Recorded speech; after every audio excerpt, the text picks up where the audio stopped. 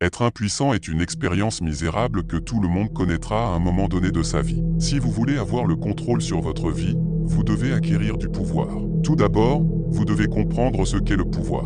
Depuis des décennies, le mot pouvoir a une connotation négative et est souvent associé à la corruption. Pourtant, la réalité est tout autre. Le pouvoir est le contrôle que vous avez sur les circonstances de votre vie et les actions des personnes qui vous entourent. Vous pouvez mal utiliser le pouvoir, mais vous pouvez également l'utiliser pour avoir un impact positif important. Tout dépend de la façon dont vous l'utilisez. Au fond de nous, nous voulons tous avoir du pouvoir et personne ne veut être impuissant. Tout le monde préférerait être un lion féroce plutôt qu'une gazelle. La gazelle est une proie pour de nombreux animaux et doit être constamment alerte pour courir et rester en vie. Le lion n'est pas une proie en raison de sa puissance. Dans le monde humain, les personnes qui n'ont pas de pouvoir sont souvent jouées par quelqu'un de plus puissant. Alors, comment acquérir plus de pouvoir ? Dans cette vidéo, nous allons examiner cette stratégie pour acquérir du pouvoir. Numéro 1. Toujours dire moins que nécessaire. Chanter moins que nécessaire n'est pas réservé aux rois ou aux politiciens. Dans la plupart des domaines de la vie, plus vous en dites, plus vous risquez de dire quelque chose de stupide.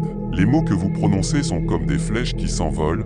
Une fois qu'ils sont sortis, ils ne peuvent plus revenir. Choisissez donc vos mots avec soin et gardez-les sous votre contrôle. Au lieu de parler plus, vous devriez écouter plus. Plus vous écoutez, plus les autres bougent leurs lèvres et plus vous pouvez comprendre leurs véritables intentions.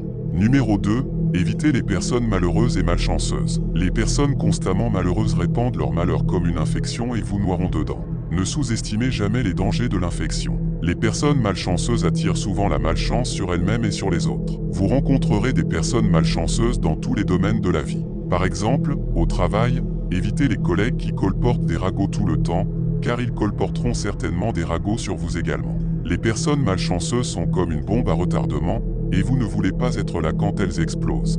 Associez-vous plutôt aux personnes heureuses et chanceuses. Numéro 3. Utilisez l'absence pour augmenter le respect et l'honneur. Trop de circulation fait baisser les prix. Plus vous êtes vu et entendu, plus vous semblez commun.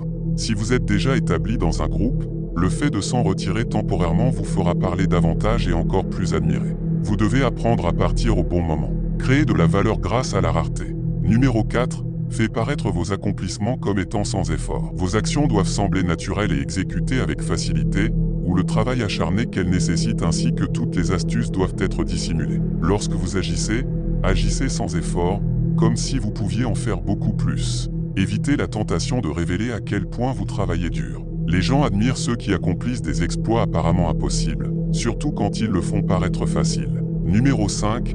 Maîtrisez l'art du timing. Ne semblez jamais pressé. Être pressé donnera l'impression que vous manquez de maîtrise de soi. Soyez toujours patient, comme si vous saviez que tout viendra à vous éventuellement. Soyez un étudiant du temps. Apprenez à vous retirer lorsque le moment n'est pas encore mûr et à frapper avec force lorsqu'il a atteint sa maturité. Numéro 6. Interagissez avec audace. Si vous n'êtes pas sûr d'une action à entreprendre, ne le faites pas. Vos doutes et vos hésitations auront une incidence sur votre exécution. La timidité est dangereuse. Mieux vaut entrer avec audace. Il est toujours préférable d'agir avec audace. Toute erreur commise peut être facilement compensée en agissant encore plus sans crainte. Peu de gens naissent audacieux. C'est une habitude qui doit être cultivée et pratiquée. De même, la timidité est également une caractéristique apprise. Si vous vous surprenez à agir timidement, vous devez éliminer cela et le remplacer par des actes d'audace. Tout le monde admire les audacieux et personne ne se soucie des timides. Numéro 7. Écrasez totalement vos ennemis.